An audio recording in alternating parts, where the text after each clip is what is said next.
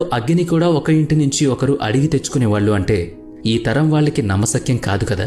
అవును, అగ్గిపెట్టే అందరిళ్లలో ఉండేది కాదు. అందుకే పక్కవాళ్లు పొయ్యి వెలిగించుకున్న తర్వాత ఆకులతో ఆ మంటను అంటించుకుని మన ఇంటి పొయ్యి వెలిగించుకునేవాళ్ళం. అప్పట్లో ఎంత కష్టపడి కీప్యాడ్ ఫోన్ని ఛార్జ్ చేసేవాళ్ళము. పవర్ బ్యాకప్ని పాకెట్లో పెట్టుకుని తిరిగే ఇప్పటి తరానికి ఆ కష్టం తెలీదు. 11 మంది స్నేహితులు కలిసి ఒక బాల్ని కొనేవాళ్లు. ఇప్పుడు బాల్ అయితే ప్రతి ఒక్కరి దగ్గర ఉంటుంది, కానీ ఆ 11 మంది స్నేహితులు ఒకే చోట కలవలేని పరిస్థితి. కరెంట్, మొబైల్ లేని ఆ సమయంలో ఇంట్లో వెలుగునిచ్చే ఈ లాంతరు. అప్పట్లో దీని వెలుగులోనే చదువుకునేవాళ్లం. గుర్తుంది కదా, నీటి ఒడ్డున కాగితపు పడవలు, ఇష్టంగా ఆడుకునే మనసుకు నచ్చిన ఆటలు, ఏమీ తెలియని అపురూపమైన ఆ బాల్యం. ఆ బాల్యాన్ని అంతా వదిలేసి ఈ డబ్బు లోకంలోకి అడుగు పెట్టాం. ఇప్పుడు పరుగులు పెడుతున్నాం, అంతే కదా. నిజంగా అవన్నీ మరపురాని రోజులే కదా.